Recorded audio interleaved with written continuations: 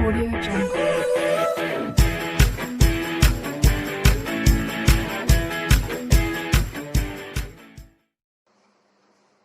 So now students, today I will solve chapter 5 continuity and differentiability exercise 5.2 question number 7। अब student वहाँ की 1 to 6 question हम previous video में आपको डाल चुके हैं। अब स्टूडेंट्स प्लीज आप लोगों से रिक्वेस्ट है कि अगर अभी तक आपने हमारे चैनल को सब्सक्राइब नहीं किया तो प्लीज कर लीजिए। अब देखिए हम क्वेश्चन नंबर पहले 7 को जो है सॉल्व करेंगे स्टूडेंट्स। तो क्वेश्चन नंबर 7 में जो भी प्रॉब्लम है उसको y के इक्वल मान लीजिए और उसको लिख देंगे 2 रूट कॉट एक्स स्क्वायर। अब इसमें क्या करेंगे हम, कॉट एक्स स्क्वायर इस पूरे को हम t मान लेंगे, ठीक है, और एक्स स्क्वायर को स्टूडेंट्स u मान लेंगे, ठीक है। तो अब देखिए जब हमने कॉट एक्स स्क्वायर को t माना तो यहाँ पर y जो है वो t के टर्म्स में आ गया। y किसके टर्म में आ गया? t के टर्म में आ गया, ठीक है। और फिर एक्स स्क्वायर की वैल्यू u हम पुट कर देंगे तो ये हो जाएगा cot u is equal to t। तो देखिए u जो है वो t के टर्म में आ गया और नहीं, t जो है वो u के टर्म में है, t जो u के टर्म में है और y वो t के टर्म में है, ठीक है, और u जो है वो x के टर्म में है, ठीक है। क्योंकि अब यहाँ पर आपको जो फाइंड करना है वो dy अपॉन dx फाइंड करना है स्टूडेंट्स। तो dy upon dx is equal to dy upon dt। चूंकि y t के टर्म में है, t किसके टर्म में? u के, तो dt अपॉन du। चूंकि जो t का डिफरेंशिएशन है वो u के रिस्पेक्ट में होगा और फिर u जो है du अपॉन dx, ठीक है, या d upon dx of u। अब इन सब की वैल्यू इन्हीं के टर्म में लिख दीजिए जो टर्म इनके अपॉन में लिखे हैं।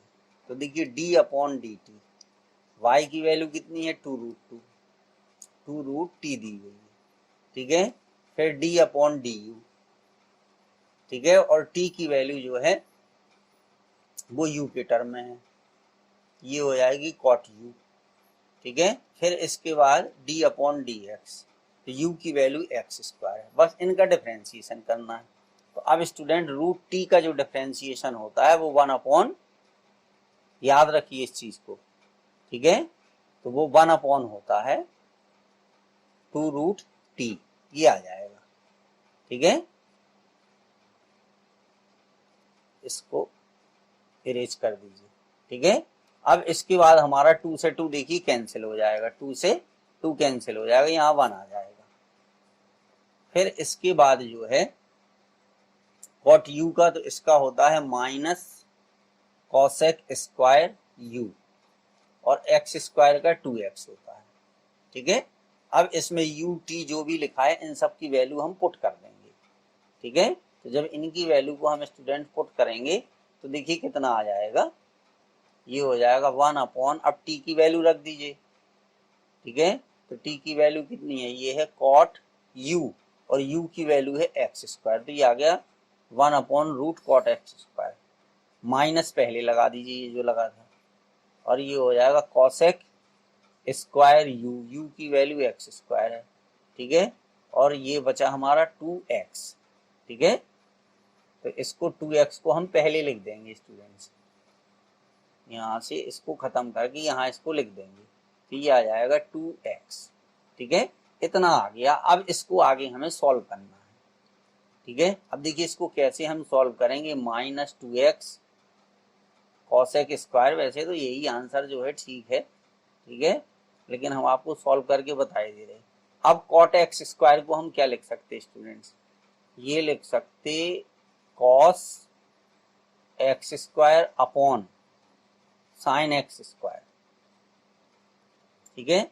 फिर इसके बाद क्या लिखेंगे हम, इसको देखिए माइनस 2x। अब इस कॉसेक स्क्वायर एक्स स्क्वायर को 2 बार लिख दीजिए, cosec x square into cosec x square, ठीक है। अब स्टूडेंट्स होगा क्या कि ये जो कॉस एक्स स्क्वायर है, ठीक है, ये 1 अपॉन साइन एक्स स्क्वायर क्या होगा? कॉसेक एक्स स्क्वायर की हो जाएगा, ये आ जाएगा, ठीक है। ये साइन एक्स स्क्वायर को हम लिख सकते हैं इतना, 1 अपॉन में है, ठीक है। अब इसमें क्या होगा कि ये जो कॉसेक एक्स स्क्वायर ये इधर से कैंसिल हो जाएगा तो यहाँ पे रूट आ जाएगा, देखिए इस चीज को ऐसे समझिए स्टूडेंट्स कि अगर 2 लिखा है तो 2 को हम लिख सकते √2 इंटू √2। तो इसी तरीके से कॉसेक एक्स स्क्वायर को हम लिखेंगे root cosec x square into root cosec x square. ठीक है, तो देखिए यहाँ पर क्या आ गया -2x, और ये जो कॉसेक एक्स स्क्वायर है ये अपॉन में चला जाएगा तो यहाँ हो गया साइन एक्स स्क्वायर, ये ऊपर से खत्म हो गया।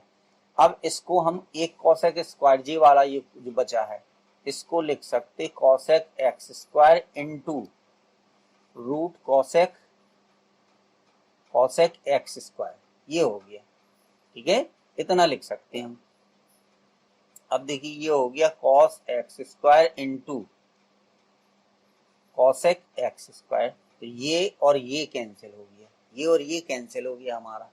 ठीक है, अब जब ये रूट कॉसेक एक्स स्क्वायर इस कॉस एक्स स्क्वायर के पास आएगा तो ये साइन एक्स स्क्वायर हो जाएगा। बस ये चीज आपको याद रखनी है, -2x upon sine x square, और ये हो जाएगा cos x square into sine x square, ये आ गया। ठीक है, अब अगर यहाँ पर हम स्टूडेंट्स √2 से ऊपर नीचे मल्टीप्लाई कर दें √2 से, ठीक है, तो ये 2 cos x square sine x square, ये फॉर्मूला बन जाएगा हमारा साइन 2x का, ये आ गया इंटू √2 और आ गया ये। ठीक है, और ये हो गया साइन एक्स स्क्वायर, और इसकी वैल्यू जो होगी वो होगी साइन 2x स्क्वायर। बस यही स्टूडेंट इस क्वेश्चन का आंसर है। तो इस तरीके से ये सॉल्व करना था। अब देखिए इसको हम कैसे सॉल्व करेंगे, ये तो इजी है। ठीक है, ये देखिए y इज इक्वल टू ये आ गया cos √x, डायरेक्ट लिख दीजिए dy अपॉन dx, √x को हम t मान लेंगे। ठीक है, ये चाहें आप तो यहाँ लिख दीजिए √x को t मान लिया तो y इज इक्वल टू कितना हो गया cos t हो गया। ठीक है, तो d upon dt cos t into d upon dx √x। ठीक है, अब देखिए cos t का जो है वो होता है -sin t डिफरेंशिएशन। ठीक है, और √x का होता है 1/2 √x। स्टूडेंट इसको रट लेना, √x के डिफरेंशिएशन को रट लेना, नहीं तो परेशान हो जाओगे, कहीं भी आ जाएगा, बहुत प्रॉब्लम क्रिएट करेगा। तो √x के डिफरेंशिएशन को रट लो कि 1/2 √x होता है। बस यही आंसर आ गया। वैल्यू रख दीजिए, साइन t की वैल्यू कितनी है √x, ठीक है, अपॉन 2 √x, यही इस क्वेश्चन का आंसर हो गया। तो ये इस तरीके से क्वेश्चन नंबर आपका 8 है। ठीक है, ये समझाने के लिए लिखा था तो इसको हमें रेज किए दे रहे हैं। ठीक है, चलिए अब स्टूडेंट्स बढ़ते हैं नेक्स्ट क्वेश्चन की ओर। ये क्वेश्चन नंबर 9 कैसे करना है, prove that the function f given by f(x) is equal to mod x minus 1 x belongs to r is not differentiable at x is equal to 1। तो ये students हमने यहाँ formula लिख सकते, कहा है कि लेफ्ट हैंड डेरिवेटिव जो है equal to limit h tends to 0 f c minus h minus f c upon minus. जब यहाँ पर c माइनस एच आएगा तब यहाँ माइनस एच होगा, और जब यहाँ c प्लस एच आएगा तो ये अपॉन में प्लस का एच होगा, ये चीज याद रखिएगा। और ये है at x is equal to c. ठीक है, तो अब हमें सॉल्व करना है f x is equal to ये हो गया modulus x minus mod x minus 1 आ गया। ठीक है, अब इसको हमें बताना है at x is equal to 1 पर। ठीक है, तो देखिए पहले हम फाइंड कर लेंगे एफ 1 माइनस एच, चूंकि सी की वैल्यू यहाँ पे स्टूडेंट्स 1 है और एफ एक्स की वैल्यू ये है, तो एफ 1 माइनस एच, तो जहां इस इक्वेशन में एक्स लिखा वहां 1 माइनस एच लिख दीजिए, तो 1 माइनस एच माइनस 1। ठीक है, तो इसकी वैल्यू आ गई मॉड माइनस एच। ठीक है, और f1 की वैल्यू क्या है, f1 की वैल्यू जो है वो हो जाएगी 1 माइनस 1, तो ये 0 आ गई। ठीक है, इसी तरीके से यहाँ फाइंड कर लीजिए f1 प्लस एच की वैल्यू, फिर आपको कोई प्रॉब्लम नहीं होगी, ये फाइंड कर लोगे तो 1 अपॉन एच माइनस 1, तो ये आ गई मॉडुलस एच। ठीक है, अब चलिए हम लेफ्ट हैंड डेरिवेटिव फाइंड कर दें, तो ये हो जाएगा लिमिट h टेंड्स टू 0। ठीक है, एक बार फॉर्मूला लिख दीजिए f c minus h minus f c upon, ठीक है, माइनस एच। ठीक है, या सी की जगह 1 माइनस एच लिख दीजिए, यहाँ F1 लिख दीजिए, इनकी वैल्यू हम फाइंड कर चुके। चलिए यही लिख दीजिए, ये तो ठीक है, चूंकि सी की वैल्यू कितनी दी गई स्टूडेंट्स 1 दी गई है, ठीक है, तो उसी चीज को हम ये लिख के दे रहे हैं 1 माइनस एच और ये F1। अब देखिए F1 माइनस एच की वैल्यू हमने फाइंड कर ली, इसकी वैल्यू हमने फाइंड कर ली, ठीक है, तो ये आ गई थी मॉड के अंदर माइनस एच और F1 की वैल्यू 0 आ गई थी अपॉन में माइनस एच, ठीक है। अब मॉड माइनस एच की वैल्यू एच आएगी, ठीक है, इसकी वैल्यू एच आएगी, तो एच अपॉन माइनस एच हो गया, तो इसकी वैल्यू कितनी आ गई, ये आ गई -1। ये लेफ्ट हैंड डेरिवेटिव हो गया। अब राइट हैंड डेरिवेटिव फाइंड कर दीजिए, ठीक है, तो limit h tends to 0 F1 plus h, ठीक है, माइनस F1 अपॉन एच, ठीक है। अब देखिए 1 प्लस एच की वैल्यू ये है मॉड एच और F1 की वैल्यू 0 है, तो ये अपॉन एच आ गया, तो ये आ गया एच अपॉन एच, तो इसकी वैल्यू कितनी आ गई, 1 आ गई स्टूडेंट्स, ठीक है। तो left hand derivative does not equal to right hand derivative, so f is not differentiable